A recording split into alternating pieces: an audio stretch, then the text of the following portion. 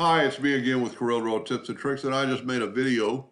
And I made a video where somebody could print it and use original artwork, but take out some of the white background. So this is the trace version. We're going to use it now. I've ungrouped everything. I'm going to take away this what I call trash on the outside and kind of show you how to clean up. These are like lightning bolts.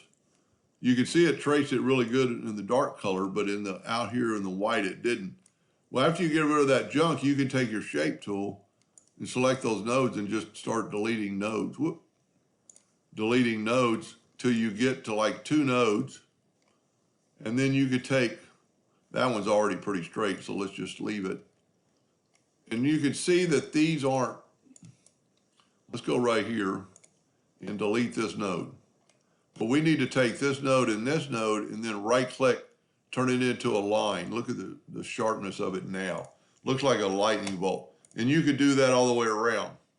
But I'm not going to spend a lot of time on that, but it would make it look a lot better. So take away the outer nodes and grab the last 2 nodes on the edge and right click and turn it into a line, and you get a sharp, clean edge. But really what I want to show is how to redo this font. And, I'm not going to take the time to look through a lot of fonts, but typing in all capital, well, I'm going to tell you what, I'm going to do the bottom line first. Add posture alert. And you see that we have like a warning sign. So get the text about like you want it, and it's going to be your deal. It doesn't have to be exactly like the original. We're going to make it bold. And then to make that right there, just take the polygon tool, turn it to a 3-sided polygon, and just kind of draw a triangle. We do want to make it into a hairline, just so we can, because it is so small. And then we'll move down here and we'll take the text tool again and make an apostrophe mark. Of course, make it real little. And then you could pick whatever you wanted in there. And then make it perfect, kind of the size, kind of get it in the middle. Call that good. Control G, group it. Put it on your text about like right there. Control D, make a duplicate while holding down the control button. Move it over to the other side so it'll be equal the distance. Now I'm not going to do the mother part. I actually grabbed a line out there. So how do you get rid of this? And we might have needed that line here in a second.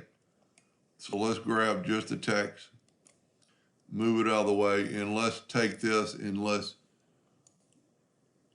right click, left click, and we're getting rid of this feature. We're going to have to fill that back in with blue, but that's fine. It'll probably happen when we turn everything into blue.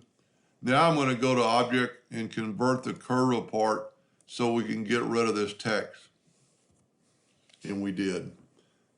Now, I want to move my text to the bottom. I'm actually going to grab the text. Well, it's actually a kind of a gold. So what we can do is take this Smart Fill tool, or actually any of the tools will work, and grab the right here and grab that color and then make that text that color. You know what? We might not be able to do that with text. Tell you what, let's turn the text into a curve. Now we should be able to do it. Well, one letter at a time. There's another couple ways you could do that. Let's try the color eyedropper tool. This is going to be too hard. Tell you what, let's do this. Let's back up here. Let's make the text an outline. Make it a thin outline.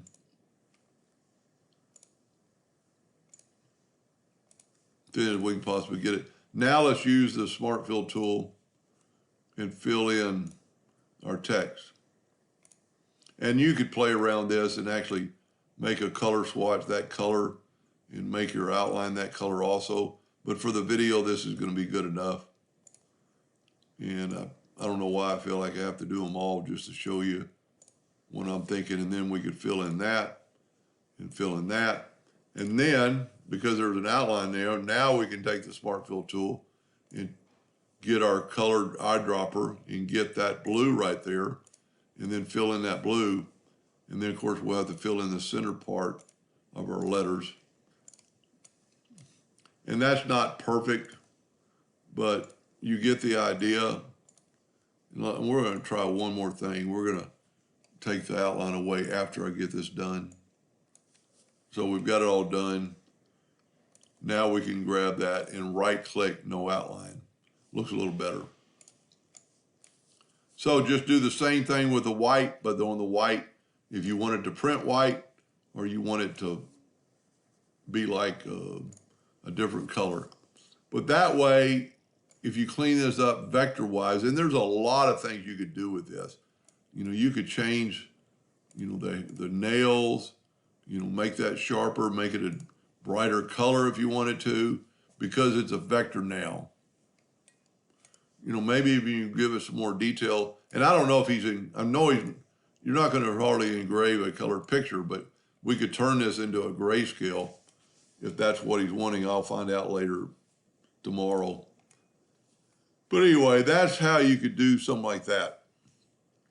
I hope that helped a little bit. Thank you for watching.